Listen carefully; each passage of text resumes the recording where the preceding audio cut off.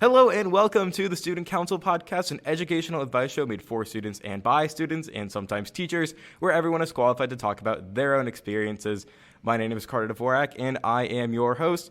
Here today, I am joined by my high school band director. He's definitely come up in a couple episodes, all positive talk. This is Mr. Andrew Holtz. How are you doing? Thank you for coming on today. Doing great, Carter. Thanks for having me. I am so excited to chat. I want to start just by asking you what have been your favorite 5 minutes of the past week? All right. So I have to admit that this is dad joke at its finest, but as a father of four, that's kind of the world I live in. So the middle two of my children are a set of twins, and they are in sixth grade. And I was doing what parents do, which is transporting them from point A to point B as they had a place they needed to go. And coming up on the radio was the song American Woman by the Guess Who.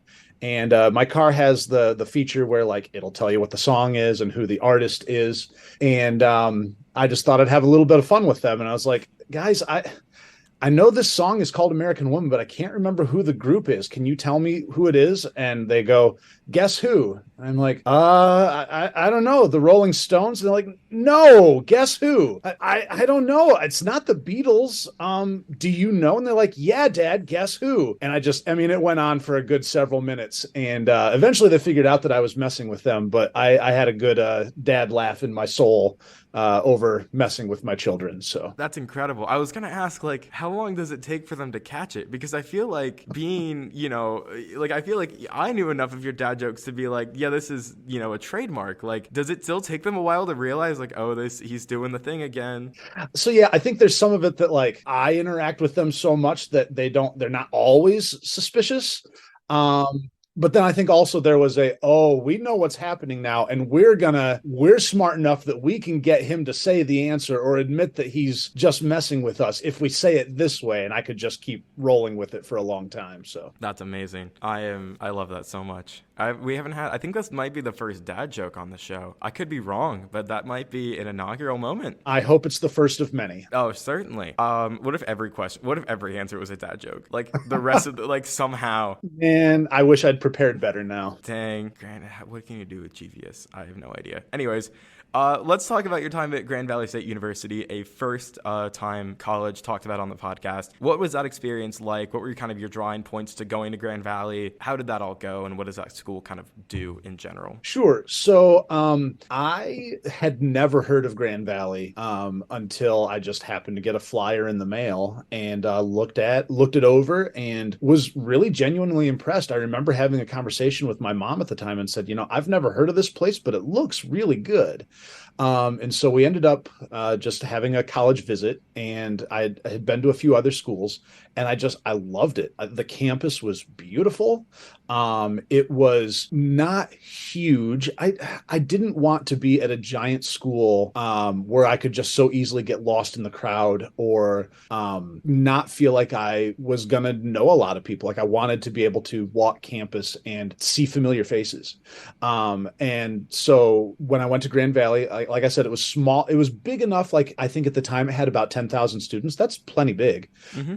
But I also felt like, especially when I was going to school for music, that program was small enough that I was going to have enough people around me that I would feel comfortable in just a smaller space. So like my freshman year, I think there were about 100 music majors in my freshman class.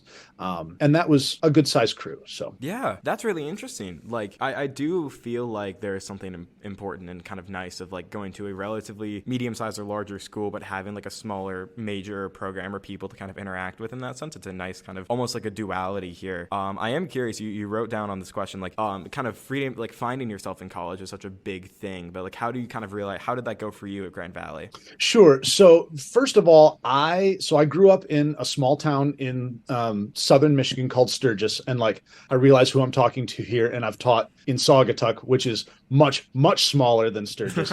We graduated about 180 kids, which I think is about 3 times the size of Saugatuck. Mm-hmm. But even so, like I would call it small town America, very like heavily farming based community. And I never quite felt like I fit in there. Being somebody that was very musical, and I think in order to be a solid musician, you do need to be very in touch with the touchy-feely kind of side of things. And when you're going to school with a bunch of farm boys, that doesn't quite like I never quite felt like I was in the right place.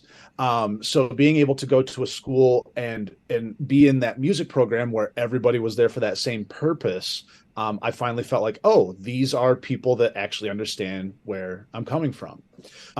Yeah. So I also I felt like I could finally be myself, that I didn't have to be this like really introverted, really shy kid that I was in high school, and could be who I wanted to be without this like preconceived notion of this is what everybody knows. Everybody knows who I am because we've been in school together for the last 13 years. Yeah, that's really cool. Another note, you said you got invested in fandoms at college. What were these fandoms in particular? Because I feel like we've talked so much about some of this stuff. So Yeah, and that's something fun that we both had a YouTube channel that we really enjoyed, called the Super Carlin Brothers, and they're all yeah. about fandoms.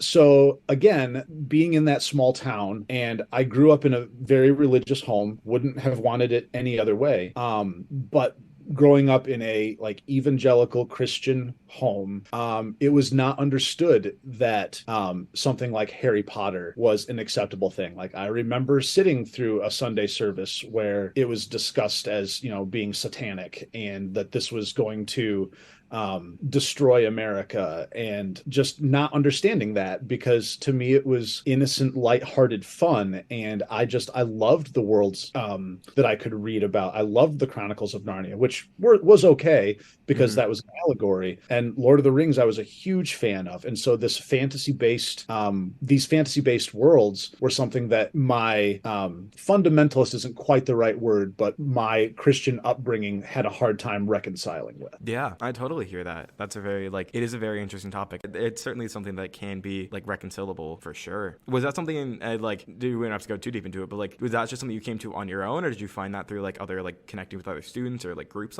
at college and kind of outside of that, or was it just a personal thing? So I wouldn't say that it was necessarily a student organization that I got connected with, but the circle of friends that I found myself a part of was a lot more accepting of that sort of thing. Definitely got into a group of friends that invited me to play Dungeons and Dragons for the first time, which was not a thing that I knew about growing up in Sturgis. And just being able to express myself creatively in a fantasy world that really appealed to me was a lot of fun. That is really cool. Speaking of expressing creatively, I want to go back to music and just ask where did that passion come from, and how did that kind of develop over time? So we didn't have band in sixth grade like we do in Saugatuck in Sturgis. We started in seventh grade, which is really late. I don't know of another program that doesn't start until seventh grade. But prior to that, I had kind of just taught myself piano badly.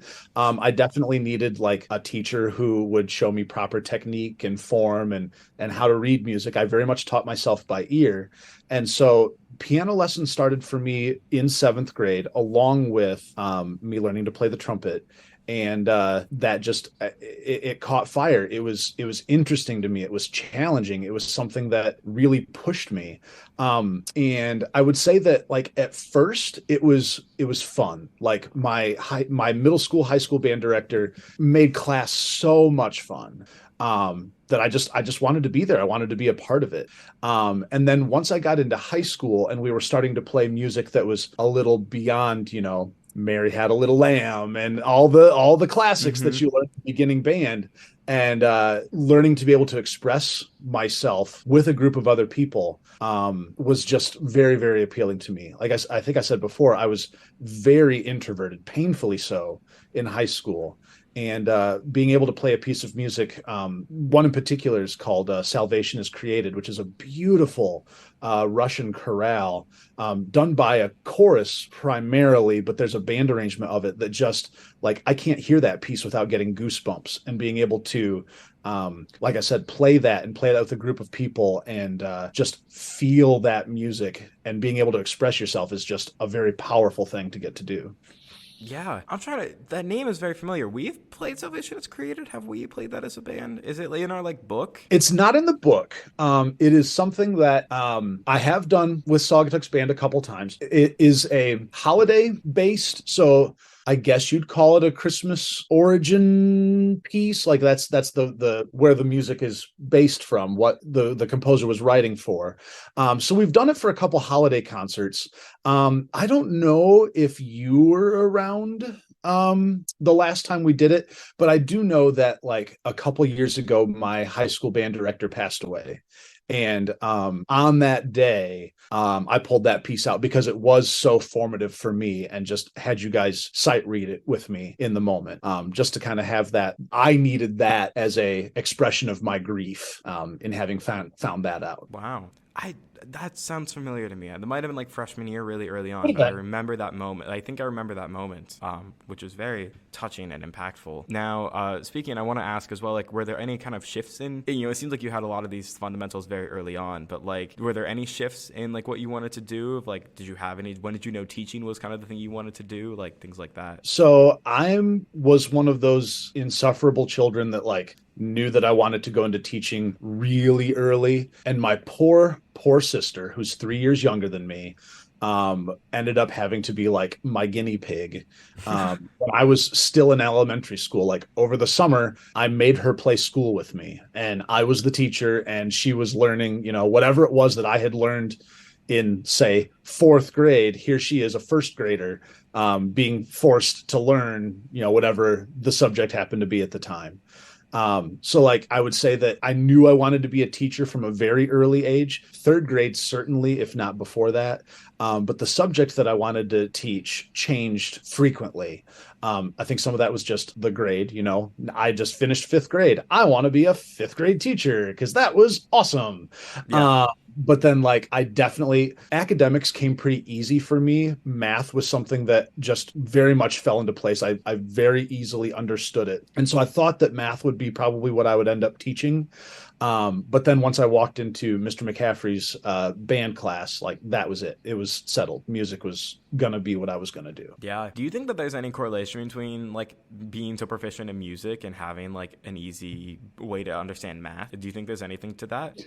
So that I am never going to get my doctor's degree. Right. But I think that that is something that would be a very interesting thing to write a thesis about. Mm-hmm. Is it that the student that takes music classes then develop, like their brain develops in a way that helps them in areas like math and foreign language? Or is it the kids that are already geared in that direction that then excel in music? I don't know. It's a very chicken and egg argument for me. Absolutely, because even I went down the rabbit hole. I started watching The West Wing a couple months ago, so I've gone down the Aaron Sorkin rabbit hole, and a lot of people talk about like his writing and his dialogue is like musical, and which is super fascinating too. Of like, where does, again, it's chicken and the egg phenomenon, but like when you can watch a clip of his movie and put it to 60 beats per minute and everything's a quarter note, and it's like, oh, that's really fascinating. So very interesting stuff. But you mentioned Mr. McCaffrey, and I want to talk more about that, about kind of how you developed your own teaching style and kind of how that came to be. Sure. So yeah, I am definitely a mix. And I would say that most band directors are going to say this, that you're a mix of the directors that you had at some point. You, and probably teachers in other subjects too. You borrow, you steal, you find what works, and then you morph it to make it work even better for you. Mr. McCaffrey was just such a wonderful human being. So much fun, and like just genuinely cared about you. And I wanted, like, that to me is more important. Like being able to express yourself musically and understand the music for what it is, obviously important things to me, but having a student know as they walk in that door that this is a safe space for them and that they can express themselves in a way that might not be quote unquote safe outside the walls of that classroom, is really important. When I went to Grand Valley, my director was Professor Martin, and brilliant musical mind. I learned so much from him. I had multiple classes with him, from like intro to conducting, to marching band techniques to, I mean, he taught me the ins and outs of being a band director. He's a hard man. Like he has high expectations, and that's great. That's what you need. At the same time, that was just a very different take on being in band than what I had had in high school. I then was incredibly fortunate when I did my teacher assisting at Grand Valley and then my student teaching to have four different band directors that, like, as I mentioned who I worked with my colleagues, they all just go, oh my gosh, you just struck gold. I did my teacher assisting in East Kentwood. In their middle school program. I was officially with Steve Foote, who taught in one of their middle schools because they have three. But they had a really nice setup where each director went to another one of the middle schools and team taught a couple classes. So I also got to work with Dave Klein and Kristen Bielski, all three phenomenal band teachers. And I would say that I stole a lot of things from all three of them. And then finally, my student teaching, was at Godwin Heights in the city of Wyoming with Mark Townley, who's now the band director at Byron Center. And there are not words for how amazing of a person he is, and what he's done musically with the programs that he's worked with is just phenomenal. I was so fortunate in working at Godwin Heights that while I was there, we won multiple state championships in the Michigan competitive marching band circuits. So it was just a phenomenal experience. That's amazing. Yeah. No, like it's cool that there's so many different, like I think that anybody in teaching, anybody in life has so many different influences and mentors and stuff. I really hear what you say about like the care thing. I like you've certainly brought that to Saugatuck's band. I think that's made it such a unique and special program just to like say that as well. So that's really, really cool. And then further, I am curious about Friday listenings as well and where those came from because they're just so fun and so cool. Oh, yeah. Do you have a favorite of the Friday listenings that you ever like played for people, or, like when you go back to? So if you're listening to this podcast and you've not been in my class, one thing I do just about every Friday in each of my classes is I'll play a piece of music that most of the time it's something that I don't think the students are going to ever find on their own. Like the world of music is so vast. And there's so many great musicians out there that I want you to experience more than just what you're used to listening to. I grew up, my parents listened almost exclusively to the music of the 50s and 60s. And like, I have a broad knowledge base of that. But I missed out on a lot of the music in the era that I grew up in.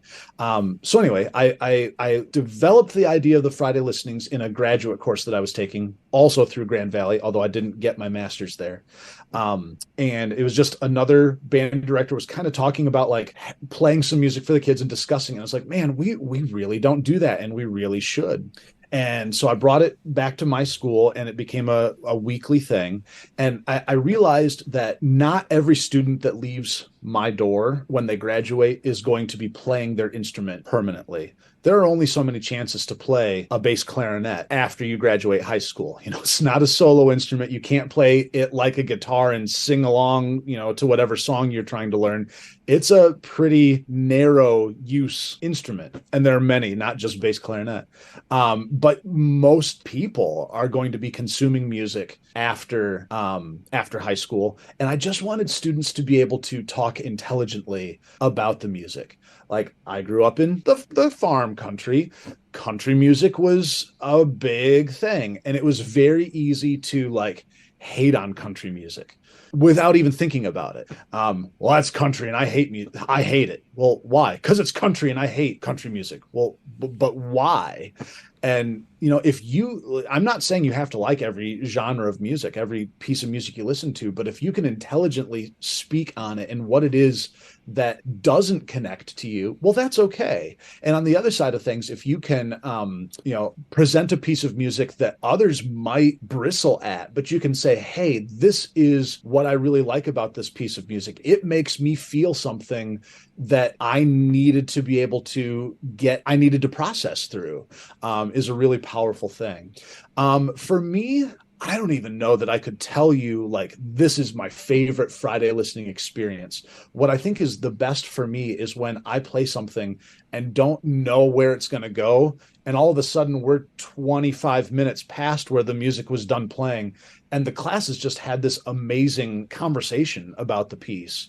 That's what brings a smile to my face. Yeah, those are always really cool days and cool moments for sure. Of just like when it would just kind of keep going, and I'm like, this is amazing. Everybody's really, really getting into it, which is lovely. Same thing with jazz band discussions for albums and artists and stuff. I would always love, like, those are super fun too. I feel like the first one I ever did was a Love Supreme, and what a day that was when we were all going at it for that one. So That was I a polarizing album. I think that I've come around to it. I'm not gonna lie to you. I think like if I listened to it today, I would be much more interested in it than if I was as a sophomore in high school. So there's something. There you go. Anyways, I'm curious. You've had a long kind of teaching experience, and like, has the obviously it's all music, but like, has the kind of the content changed at all? And then if you notice like student interests or kind of student habits progress over the time you've been teaching? Yeah, so I feel really old in saying this, but this is my 20th year officially teaching. Wow. There were the years before that where I was doing my student teaching and all of that. That went fast. Like 20 years of a career has just, it feels like a blink sometimes. I would definitely say that over the last few years in particular, I'm beginning to feel my age, not necessarily like physically, but when I try to understand and I know I sound so old in what I'm saying right now, but what the heck are young people talking about these days? Like, I started teaching at 21. That was when I was in my classroom by myself for the first time. And I had kids that were 18 in that class. And it's really easy to connect with that age because you are listening to the same music. You have had the same life experiences. And now that I'm 42, kids they're into very different things. I don't listen to the same music generally that young people these days are listening to. TikTok, like, I deliberately resist TikTok. I don't want to go there. I have enough things taking up my time. But when there's some kind of like musical meme or like trend on TikTok, I miss that. I don't understand it.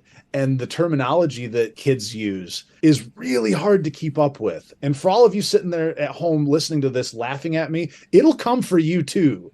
There'll be a day when you're going to go, what is this kid talking about? And welcome to my world. Those Gen Alpha kids scare me a little bit. I don't know what's coming, but something's coming. It's true. I was talking to a sociology professor here at U of M, and he's teaching sociology and digital studies, and he's probably like, and he's like a significantly even like an older teacher than you are, and he definitely had the same kind of discussion of like, I don't know what's going on here too. And like, sometimes I have that phenomenon too. There's new words all the time.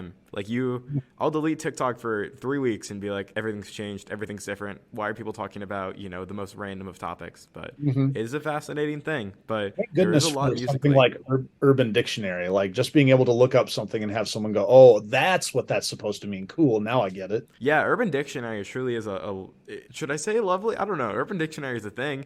It's a helpful tool. Yeah, when it's used as a resource and a nice tool, it's great. It's fascinating. Yeah. Now I want to talk something that, I feel like I remember when I got there, like there was all this talk of a new band room and getting a new band room and trying to pass this bill more than once and finally having it go through. And finally now you guys are in your new band room, which is so exciting, which I've gotten to kind of peek around a little bit, and it's super cool. So how has it been going into the new room? How has the experience been? I guess for context of the listener, like, why was there such a big push for a new band room and kind of what does that mean? So if you want to just talk on that. Yeah, so I've been teaching at Saugatuck for 15 years now. And when I came there, the largest class I had, I believe, had 35 kids in it, maybe 32.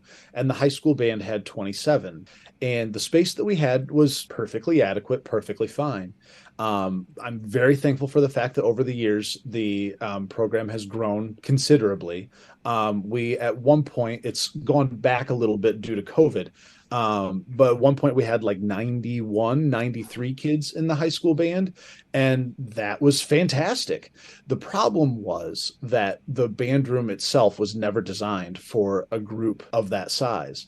I had to wear ear protection, but in so doing, like, you lose a lot of musical nuance, and so I was having to like wear earplugs while we were warming up. But then when we were getting into actual rehearsing music for performances, I had to take it out. But then by the end of the day, those sound waves accumulate, just constantly being bombarded by percussion and low brass. And I got to the end of the day and felt like I had gone 4 or 5 rounds with Mike Tyson. And I would just go in my office and sit down and just be in a heap for a while, just trying to recover.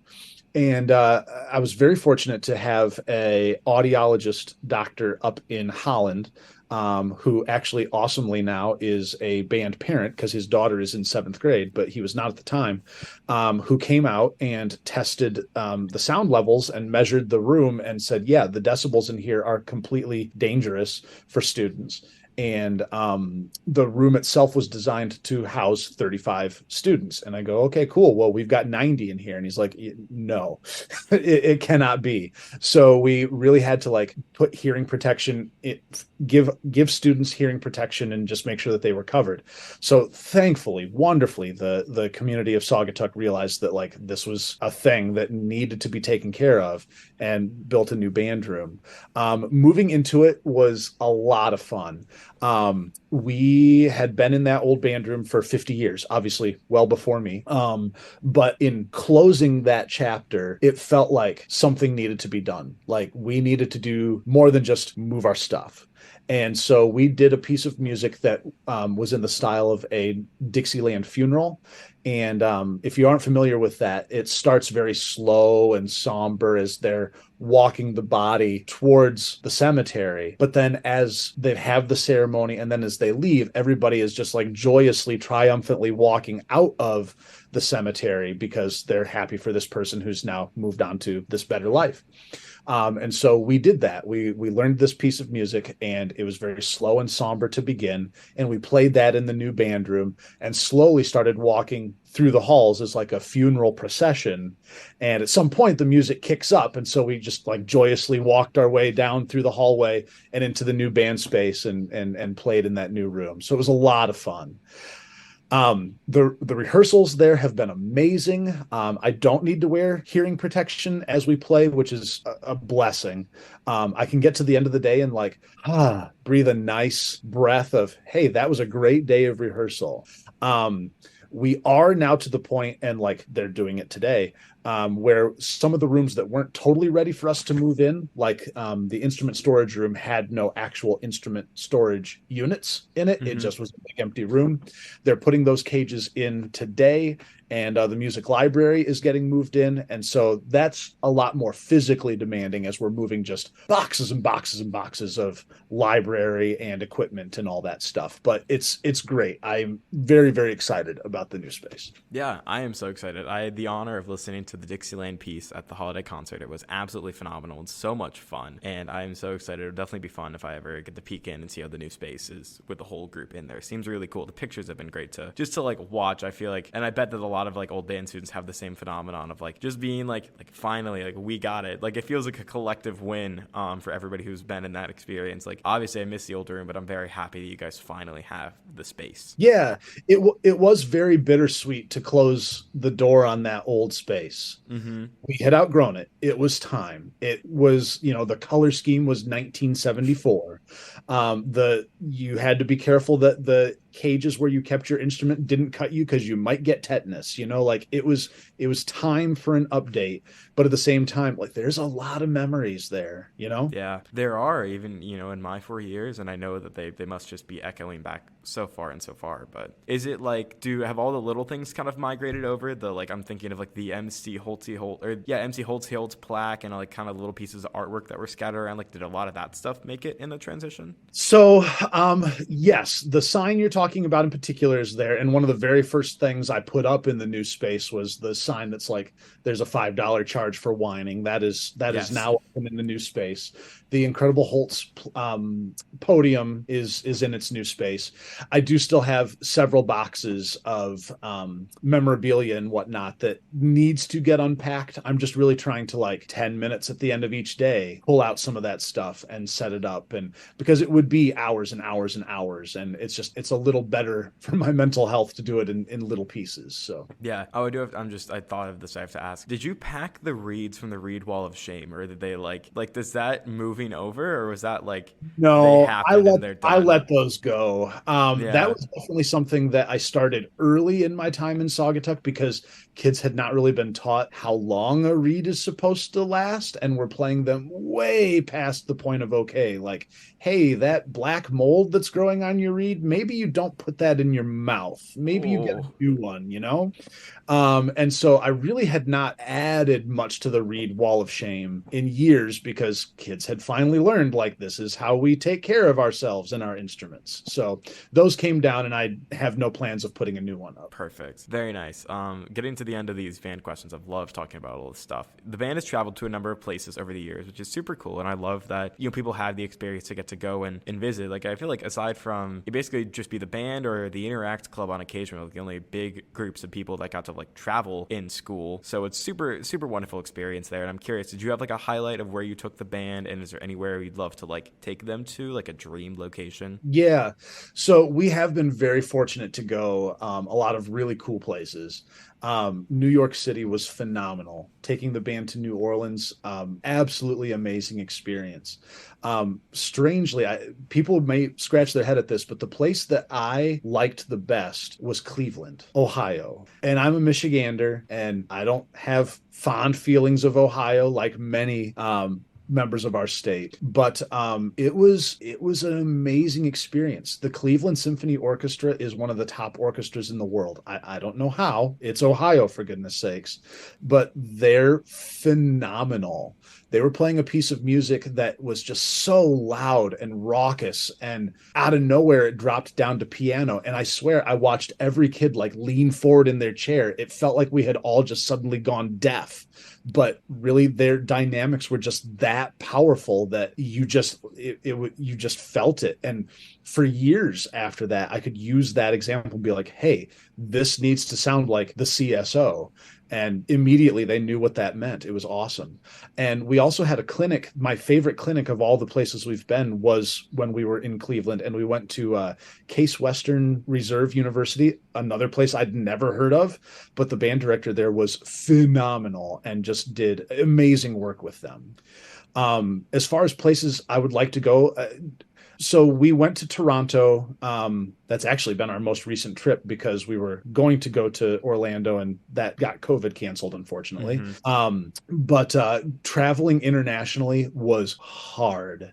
And I mean, it was Toronto. We're in Michigan. That wasn't Yeah. very far. But like needing to have proper documentation to take that many kids out of the country, I don't see that happening for a very long time. But if I could just like pipe dream, no problem at all, take them anywhere in the world, I would go places that like you're just not going to experience this music on your own. And so places that come to mind for me are West Africa. They have some music called high life music that is just so energetic and fun and exciting. I think Ghana, Liberia, that sort of thing would be really cool to go to. I briefly taught elementary music at Godwin Heights, and they had a unit in their textbooks that was on Kulintang music, which is from Indonesia, and just so different sounding. If you've never heard it, look it up. It's really, really cool. And then something I discovered just as I was trying to find some unique Friday listenings one time was some Mongolian throat singing. And I think it'd be amazing to like go there and try to learn how to throat sing. So those are my like pipe dreams. It'll never happen, but it would be really cool to get to. It would be. so one can learn to throat sing? Like, I think so. Like clearly someone has. There's just got to be some training there. I don't know how to yeah. do it. No, vocal training is something fascinating. Even when it goes to like people who like do impressions, I'm like, how? How do you have this much power over the ways that things sound when it comes out? Which is very interesting. Okay, so I was doing my proper digging for every guest that I have, and it was fun to like go and find some of these older band stories and stuff. And I found something that I had never heard about. Y'all were in a movie. The Saugatuck High School Band was in a film, and I'm curious what that was like. And are you like actually in the film? Like, did you make it to the final cut? And tell me the story about that because I've never heard it before. Sure. So this was, I think, year 3 in Saugatuck, either 2 or 3. Mm-hmm. And there was a director, I believe his name is Lance Black, who had gotten a lot of fame for a movie he did called Milk. And like had Oscar buzz, and he may have even won. And this was his next film after. And Michigan had at the time some like tax credits and breaks for film companies to film in the state. And so we heard that they were going to be filming a movie in South Haven, and that they were looking for a band. And they were looking really specifically for certain things with their uniform. And fortunately, we had just gotten the new uniforms, and they were exactly what they were looking for. So they cast us in the film, and the program was still really small at the time.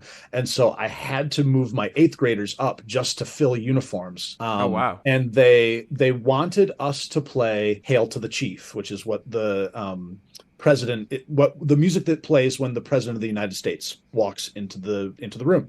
Well, that's not a piece of music that a lot of bands have just sitting in their library because the president doesn't walk into the room very often. And so I just put a mass call out to all the band directors I knew, like, does anybody have this? I don't know why you would. And I don't remember what school did, but someone responded like, yep, I do. I'll send it to you.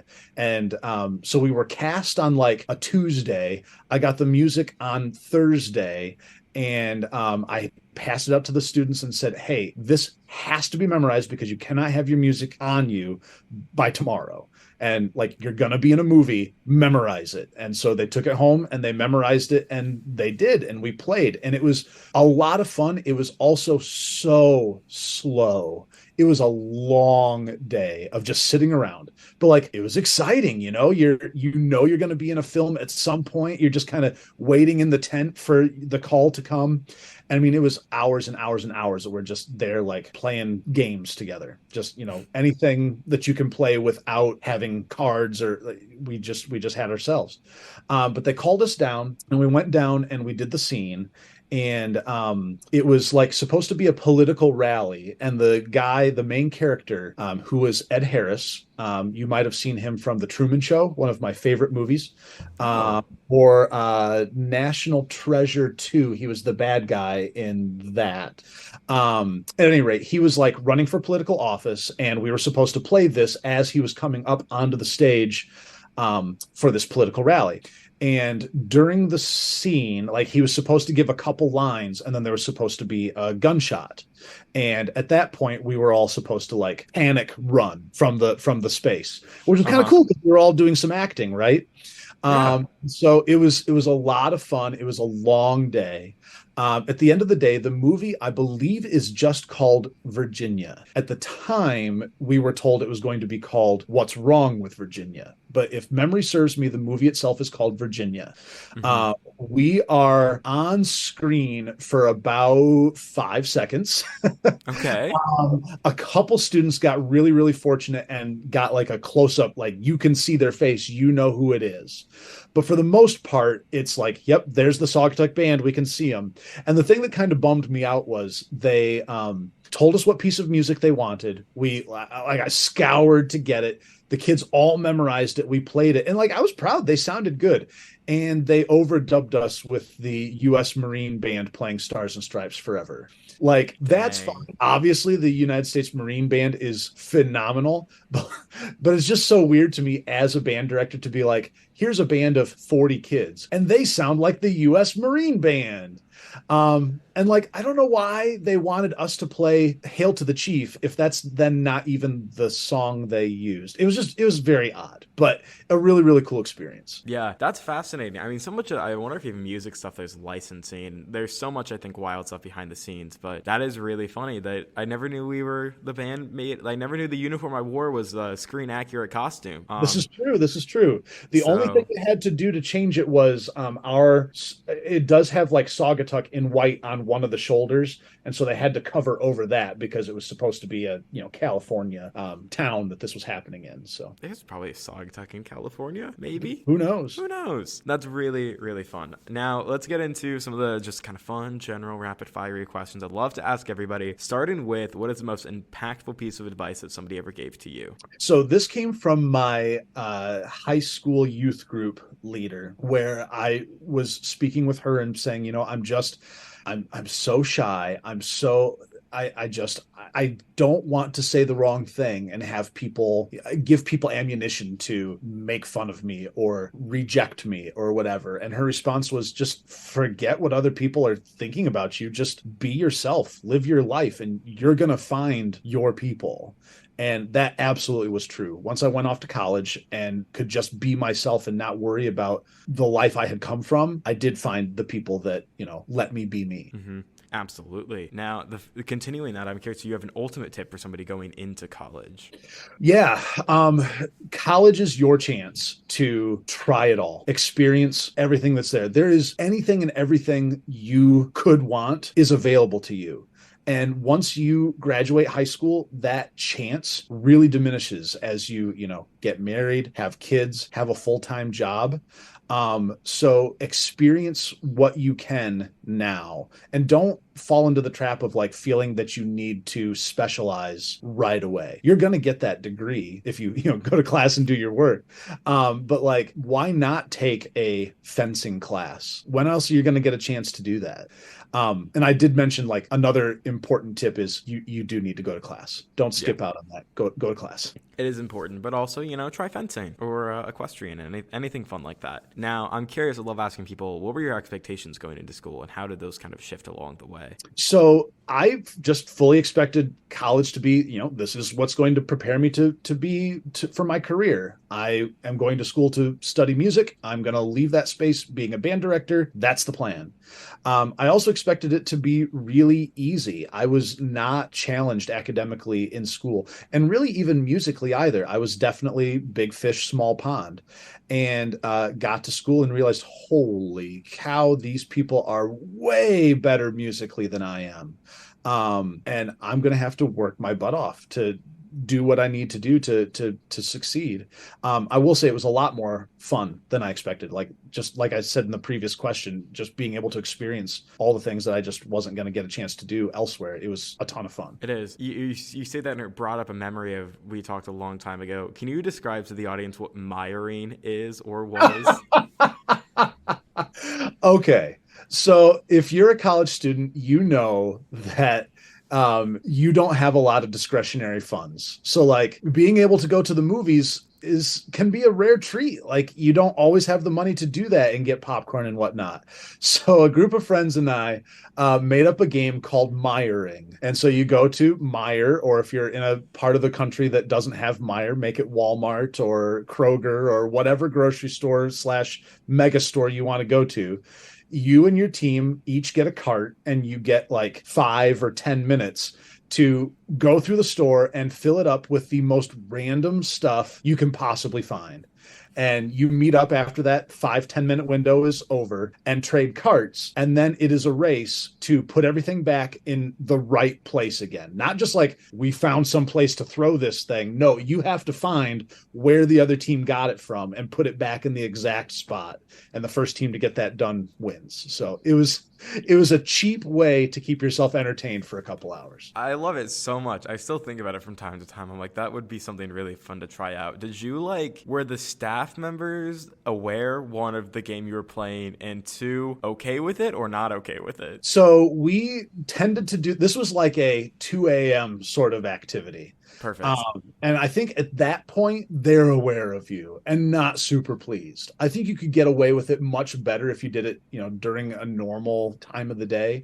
The only time we really got into trouble was when one of us chose a like frozen turkey, and that was sitting in our cart. And the employees were like, someone's going to want to eat that at some point, right? Like, this is kind of thawing right now in this cart, and it's kind of gross. Knock it off. Yeah. But aside from that, they were pretty okay with it. One turkey. It's okay. That is absolutely amazing. Now, back to our regularly scheduled programming. Do you have a dorm room essential?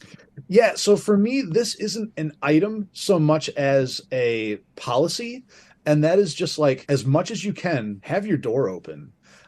I talked to Jazz Band about this a lot. Like, I call it fishing for friends. But like, you just put your door open and you put on like a Miles Davis or a Thelonious Monk album and just let the music waft its way out into the halls.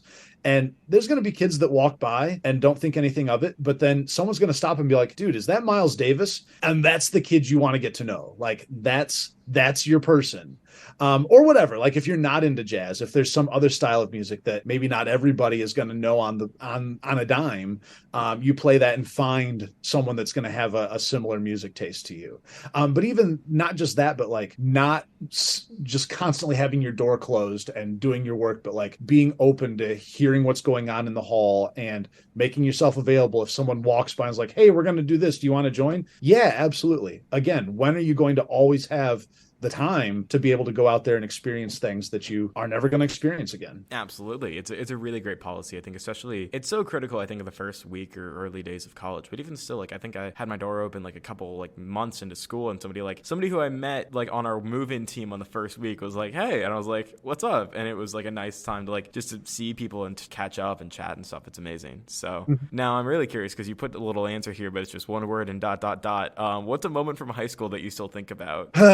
So this is one of those things that like lives rent free in my brain that I wish I could, have brain surgery and just cut that piece out and never remember it again.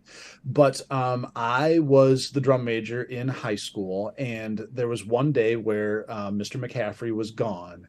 And he had like expectations for us to do in his absence. We were preparing for a parade. And so we were practicing for the parade and marching around, and our sub really wasn't doing much. And the kids were just being kids. Like, what do high school kids do when the teacher's gone and the sub isn't really controlling the class? They act up.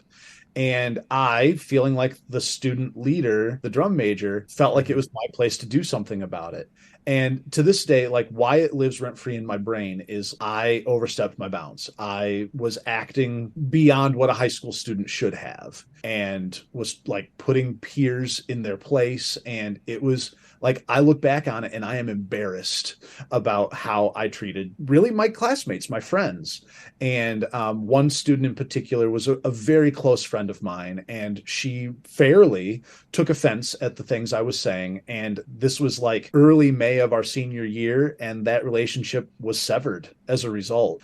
A few years later, one of our mutual friends passed away, and we both went to the funeral, and I tried to connect with her and apologize, and she wasn't having it. She didn't want to hear it. Like, it was that big of a thing. Thankfully, like, I graduated high school in 98, so it's been a while. Just recently, we have reconnected on social media, and that relationship is not completely dead anymore. But man, I wish I could take back that time. Wow, that's a really powerful story. I appreciate you sharing that. It is a very interesting phenomenon in high school with student leadership roles and how that balances when it's like everybody's kind of on the same level, but it's complicated. It's very complicated. Now, back to music. I am curious, do you have a song that got you through a period of school or teaching or any of that? Just like I have my school survival playlist going for this podcast, so I'm curious if you have anything to add. Sure. So I think this goes back to the painfully introverted person of high school, but the answer that comes to mind here is Simon and Garfunkel's song "I Am a Rock." And it's about a guy who is just sitting in his room alone and unwilling to let the world affect him. I am an island. I am unto myself. A rock does not feel pain. An island doesn't cry. I am isolating myself. And in high school, when I was so introverted and so afraid to be myself, that's very much how I felt at that point in my life. Yeah, it is. It's always talking to people about the music they listen to is always such an interesting kind of topic. I mean, obviously you're so aware of the power of music as well, but it's like there is some level very much of how it kind of describes people's personalities, and it's a really fascinating playlist. Like I honestly haven't ever listened to it like on shuffle before. I'd really be curious what that experience is like. It's incredibly eclectic, but just kind of reading the song headings and knowing everybody's reasoning for it is a really fascinating experience, just even for me. So yeah, get into the last couple questions. The last question actually I'd love to ask is, what would you tell your freshman self in college and then your first year self teaching? So if I could go back and talk to my freshman college self, I would tell him he needs to get into that practice room and practice more. Man, like I said, the students that I was going to school with, they were so good. And I was so intimidated by that. Again, big fish, small pond. I didn't feel like I would ever be able to match that level. And so I kind of turtled and did what I needed to get by. But musically, I think that stunted me because I was so in my head about that. But like that didn't get better. Like being a turtle didn't help anything. So, I wish I had put up a little more fight and been willing to push myself a little more. Uh, with teaching, first of all, you could not pay me enough to go back and do my first year of teaching again. It is hard, so hard. And my first year was not an ideal situation. I replaced a band director who was on sabbatical. He was gone for the year. His wife had taken a job in Costa Rica or something like that, and he was with her. So like obviously he wasn't going to be around. But the plan was that he was coming back at the beginning of the next school year. And so every kid knew that, and I knew that. There had been some talk about like me staying on as the assistant director, but that was not guaranteed. And here I was, this young gun out of college who just knew that he knew everything and knew how to do it best and was gonna change the world. And what I ended up changing was all the things that the kids liked about their band program with their band director who was going to come back the following year. And there was a lot of resistance to that.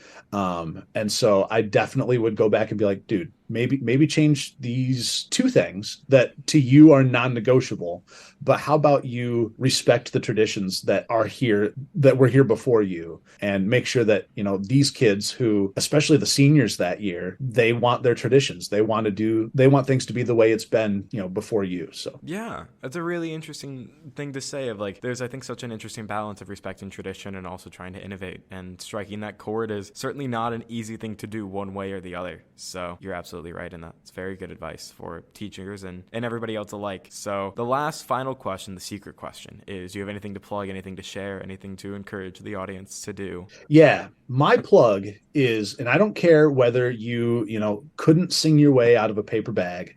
If you've never played an instrument, or you played an instrument in 6th grade and then just stopped because it wasn't for you or whatever, learn an instrument, learn how to play something, because it is amazing what it can do for you. A couple of my colleagues that I respect the living daylights out of are Mr. Grech, who teaches 7-8 social studies, and Miss Marcus, who just retired but also taught 8th grade science. And the both of them, in the time that I've been at Saugatuck, just really for the challenge and for the fun of it, learned an instrument. Mr. Grech learned to play piano while his daughter was also taking piano lessons, and Miss Marcus learned how to play the violin. And it was just so cool to hear them talk about, as adults, what they were gaining from that experience, and the respect they have for musicians and the amount of time it takes was just really, really cool. And I got to say, man, Mr. Grech would come down to the band room and practice the piano. And for those of you that don't know him, he is one of the football coaches and he is a muscular dude. And to see him sit there with his, meaty fingers plunking out these little keys on the piano was really cool. And I have a lot of respect for him for being willing to give that a go. That is amazing. That is really, really fun. I did not know that they had learned instruments, but that's super cool. Yeah. Now that brings us to the end of our interview. Thank you so much for coming on today. It was wonderful to talk and hear all of your amazing stories. And I feel like finally have this episode. I've definitely talked to multiple people on the podcast, as I said at the intro, who you and the band program comes up so much that it's wonderful to have this here today. I am just so grateful. Thank you for coming on. To the listener, thank you for listening to another episode of the Student Council. I have been Carter Dvorak. He over there has been Mr. Andrew Holtz. Do you have anything else you'd like to say before we head out? Just thanks for having me. It's always fun as a teacher to reconnect with students that you saw every day for years and years, and then all of a sudden off they go. That's what you want. You want them to fly the nest, but it's fun to have them come back and get to talk with them. So thanks for inviting me. It is always a pleasure, for sure. If you, listener, want to connect more with the podcast, our Instagram is at StucoPod. Our email is stucopod@gmail.com. Wishing you the best of luck and the best of times in all of your educational endeavors. The Student Council is adjourned.